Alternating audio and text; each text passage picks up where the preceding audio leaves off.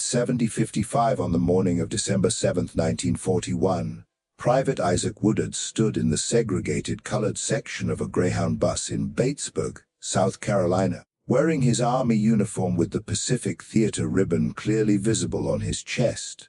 He was 27 years old, honorably discharged just 3 hours earlier after serving 15 months in the jungles of New Guinea. A proud veteran heading home to see his wife. He asked the white bus driver if he could use the restroom at the next stop. The driver said no. Isaac asked again. The driver stopped the bus, stepped out, and returned with the local police chief. What happened in the next 4 hours would rob Isaac of his eyesight, his dignity, and America's promise that service earns citizenship. But that was 4 hours away right now. At 7:55 p.m. on February 12, 1946, Isaac Woodard was still a soldier who believed his uniform meant something. He was wrong. And by midnight, his eyes would be gone forever, beaten out of his skull by the police chief of a town he had never been to, for the crime of asking to use a bathroom. This is the story of a man America failed before it needed him, failed while it used him, and failed again the moment he came home. If you want to see how America blinded its own soldier hours after his honorable discharge, for asking to use a restroom, and how the man who did it walked free, hit that like button. This isn't just history. This is American injustice documented, ignored, and buried. Subscribe because Isaac Woodard deserves to be remembered. Isaac Woodard Jr. was born on March 18, 1919 in Fairfield County, South Carolina, the fourth of 6 children born to Isaac Sir and Sarah Woodard, sharecroppers who worked land they would never own.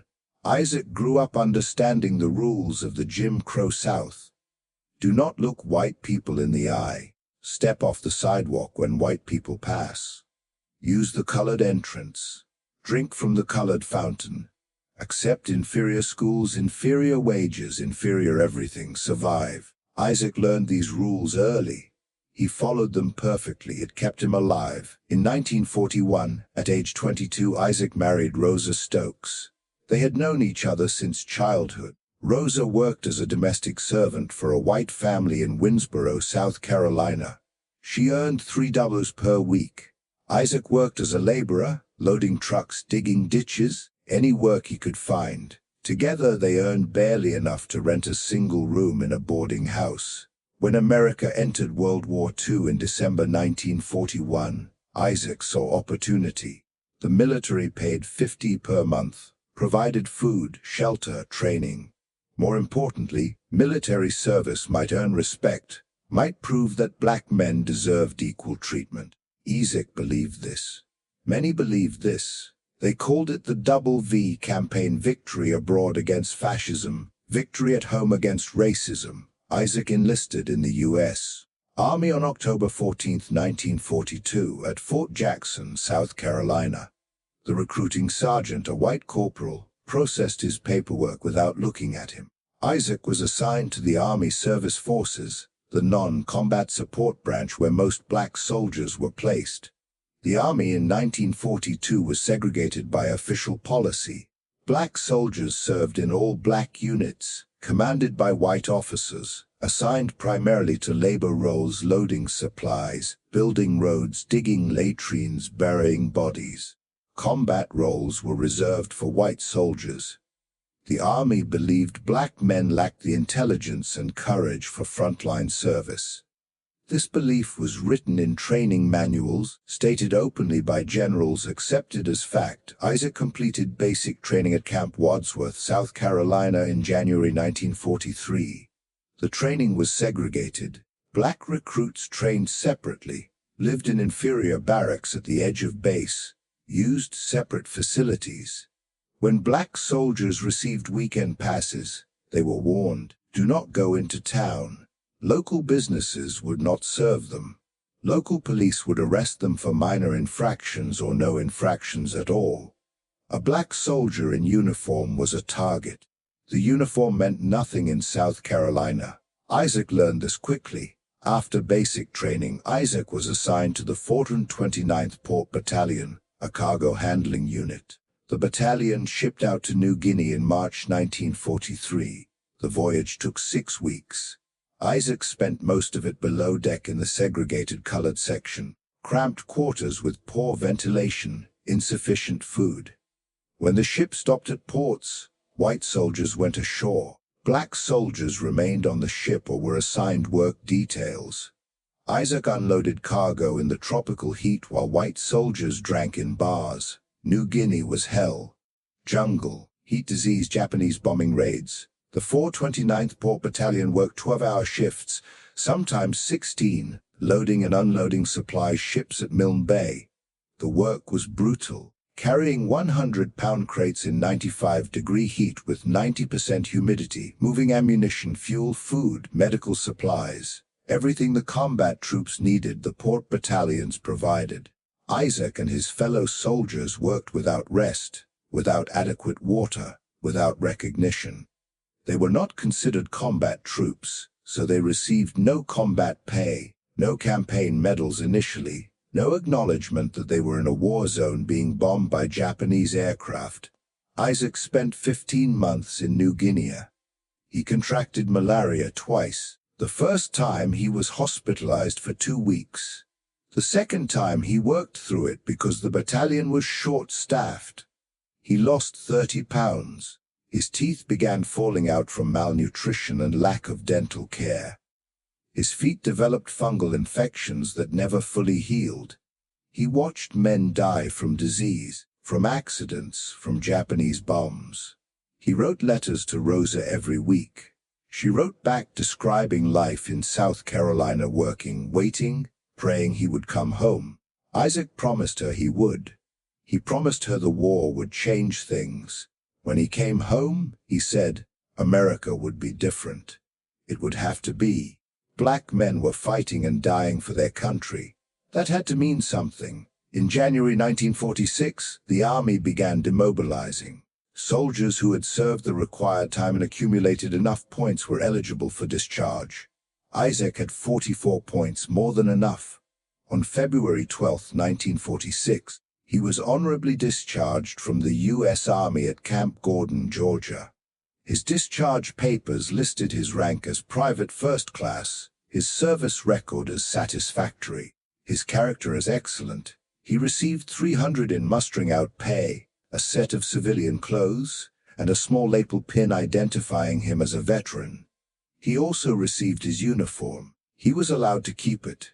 He wore it proudly. It was the only formal clothing he owned. Isaac boarded a Greyhound bus at Camp Gordon at 4:30 p.m. on February 12, 1946, heading home to Winnsboro, South Carolina. The bus was segregated. Black passengers sat in the back. White passengers sat in the front. If the white section filled up, black passengers had to give up their seats and stand. This was the law in South Carolina. Isaac sat in the back. The bus was not crowded. Isaac planned to be home by midnight. Rosa was waiting. He had not seen her in 15 months.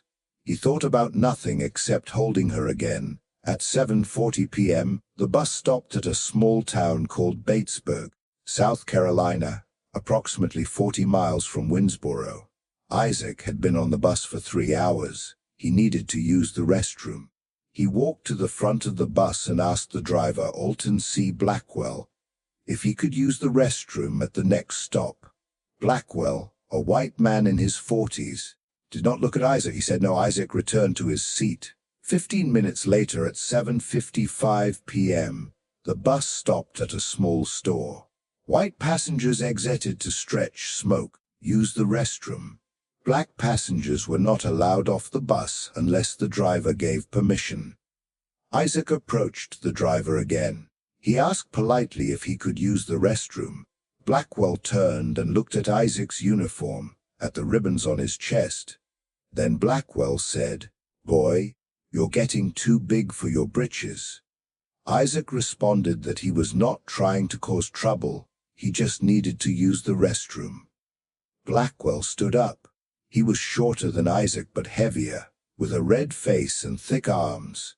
He told Isaac to sit down and shut up. Isaac said he would sit down after he used the restroom. Blackwell stepped off the bus. Isaac watched through the window. Blackwell walked to a police car parked near the store. He spoke to the officer inside. The officer got out. He was the police chief of Batesburg, Linwood Shull. Shull was 36 years old, a former mill worker who had been appointed police chief in 1943. He wore a tan uniform, a badge, and carried a blackjack, a leather-wrapped lead weight used as a club. Shull walked to the bus. He climbed aboard and asked which Negro had been causing trouble. Blackwell pointed at Isaac. Shull walked to the back of the bus. He stood over Isaac and asked if he had been giving the driver trouble. Isaac said no. He had only asked to use the restroom.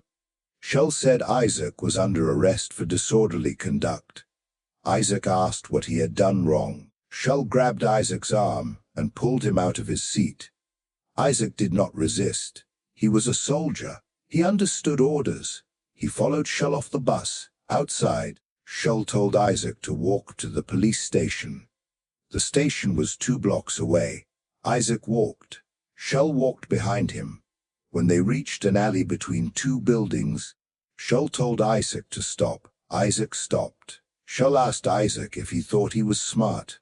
Isaac said no, he was just trying to get home. Shull said Isaac had an attitude problem. Then Shull hit Isaac in the head with the blackjack. The blow stunned Isaac. He stumbled forward. Shull hit him again.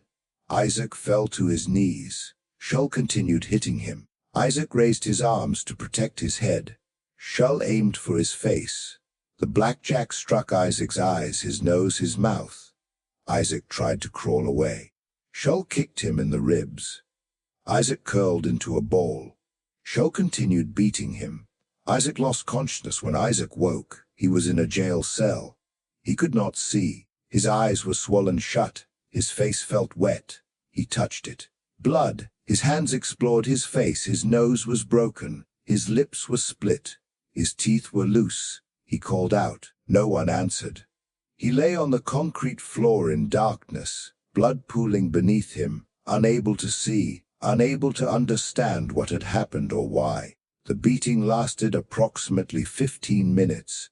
Shull had struck Isaac in the head and face more than 20 times with the blackjack.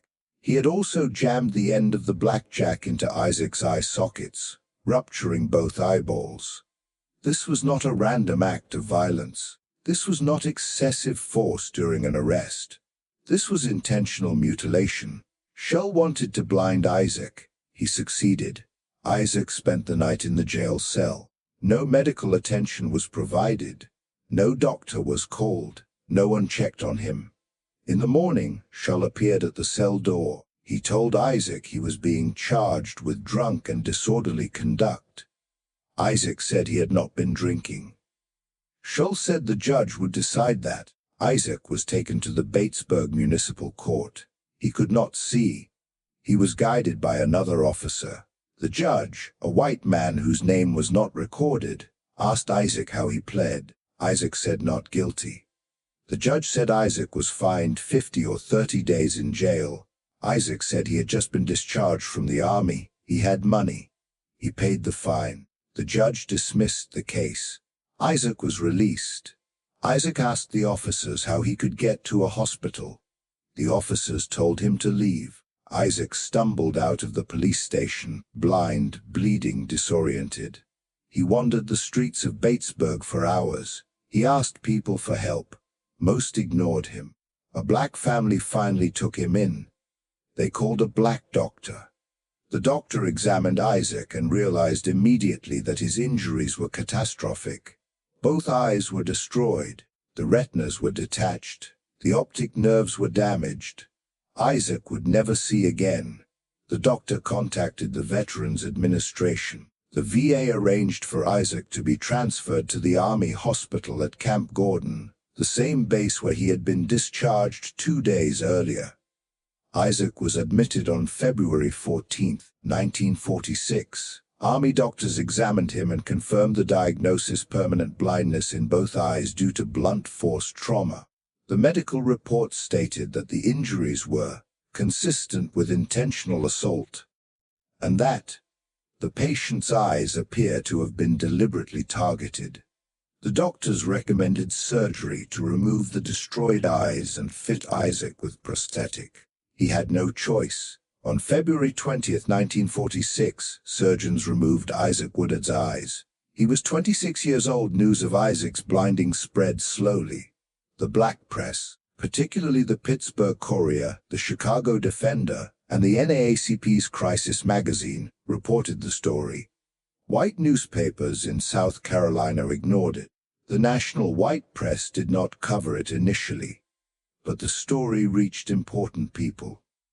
One of them was Orson Welles, the actor and director. Welles was hosting a radio show in 1946. He devoted an entire episode to Isaac WWII's case. Welles described the attack in graphic detail. He named Police Chief Linwood Shull. He demanded prosecution. Welles' broadcast reached millions of listeners. Public pressure mounted. The federal government investigated. The FBI interviewed Isaac. Interviewed witnesses, interviewed Shull. Shull admitted to striking Isaac but claimed it was self-defense. He said Isaac had attacked him.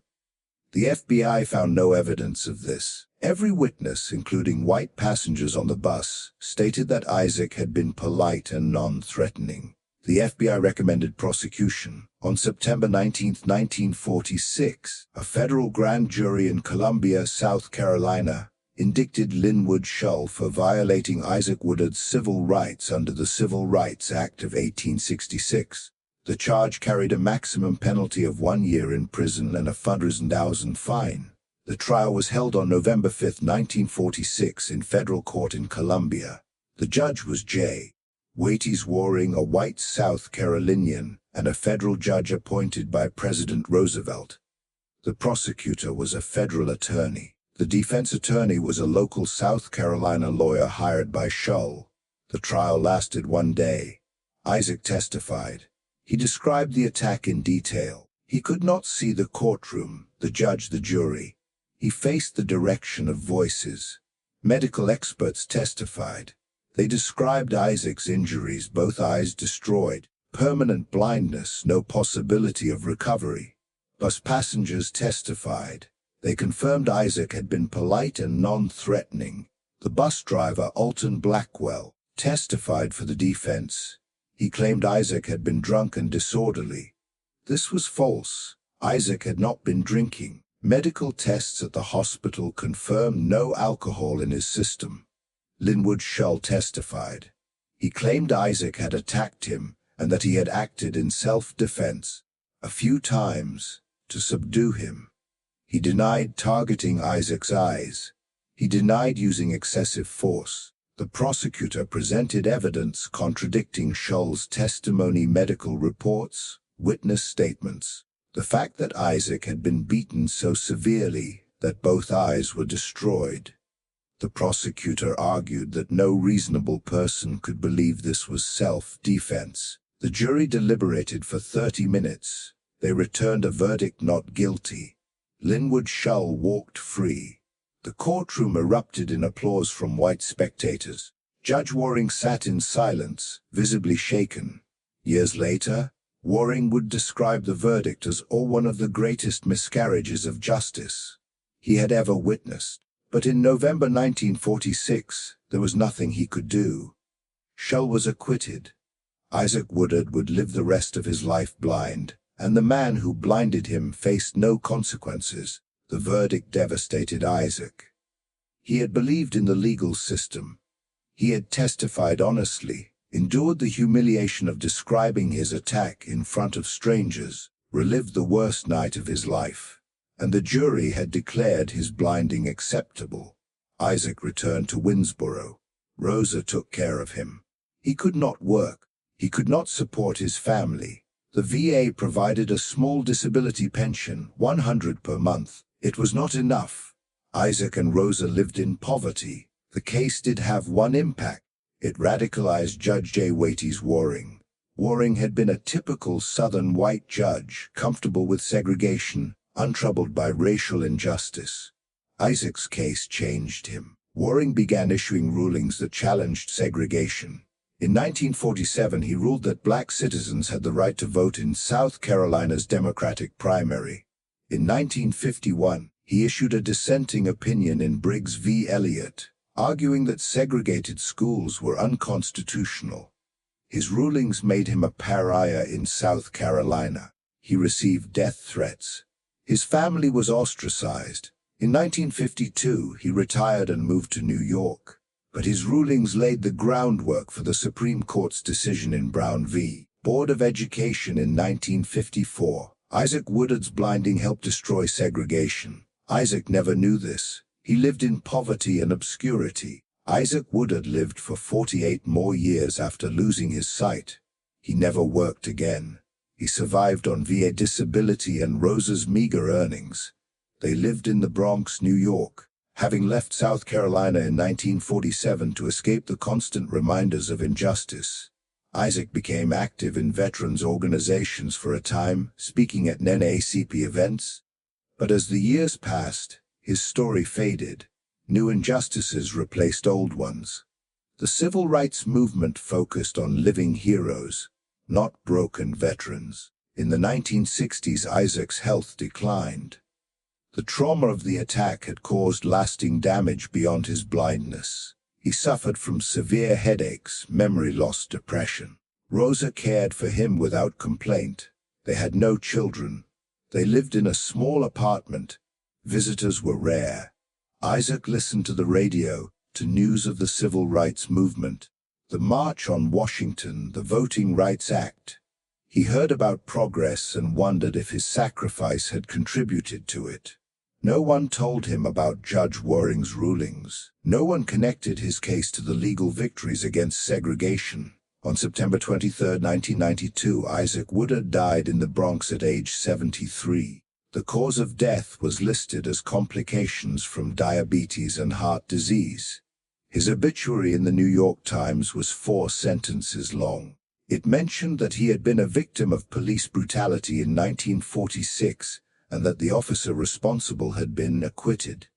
It did not mention his military service, his decorations, his belief that serving his country would earn him respect. Rosa died 3 years later, in 1995. They were buried together in a veterans' cemetery in New Jersey. Their graves had small military headstones. Isaac's listed his rank, his dates of service, his branch. Nothing about what happened to him. Nothing about why he mattered. For decades, Isaac's story was forgotten. History books that covered the civil rights movement rarely mentioned him. When they did, it was a footnote. In 1946, a black veteran was blinded by police, contributing to awareness of racial violence.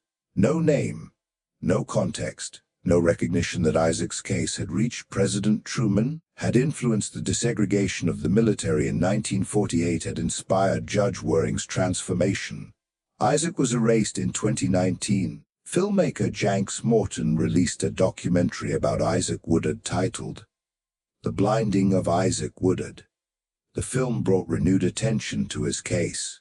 Veterans organizations lobbied for recognition. In 2021, the city of Batesburg-Leesville, South Carolina, issued a formal apology for Isaac's blinding. The apology came 75 years after the attack. Every person involved was dead. The police chief who blinded Isaac, the bus driver who reported him, the judge who fined him, the jury that acquitted Shull, all dead. The apology was symbolic, meaningless to Isaac, but it acknowledged what had been denied in 1946. Isaac Woodard was the victim of a crime, and that crime was ignored because he was black. Isaac's case represents a truth about America that is difficult to accept. The nation asks for sacrifice but offers no protection. Black soldiers in World War II were told their service would earn them equality. They were lied to.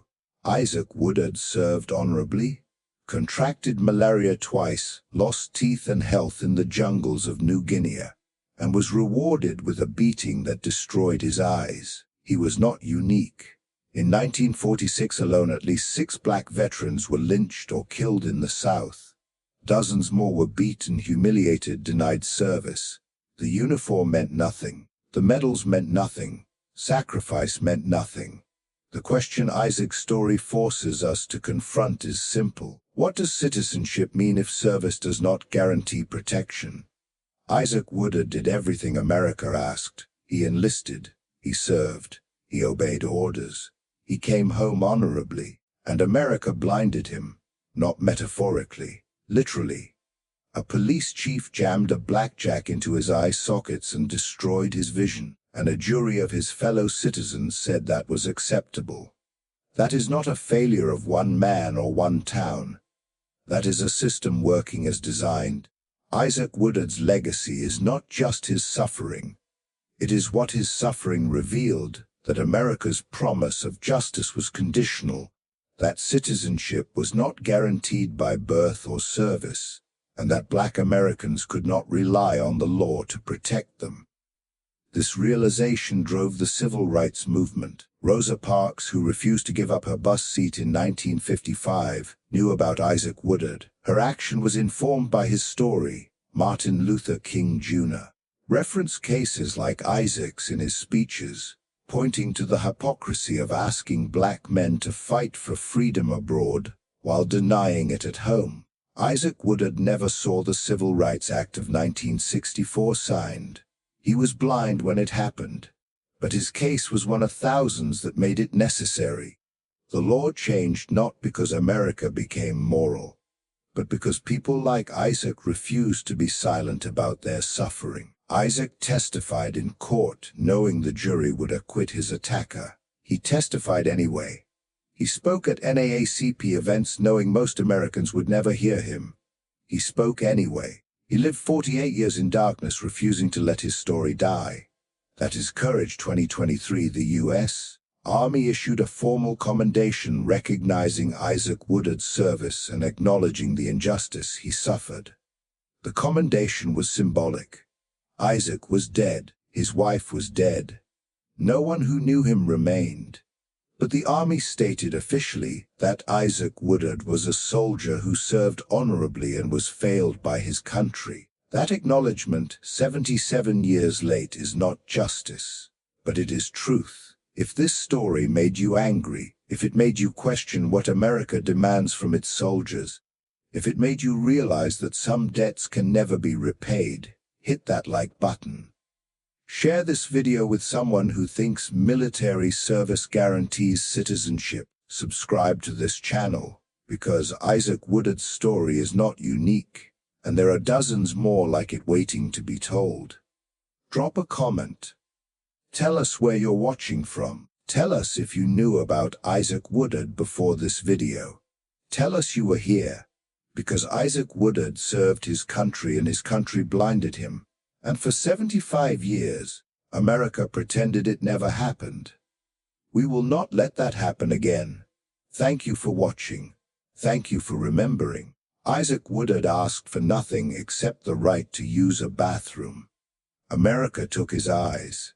Let's make sure it never takes his memory.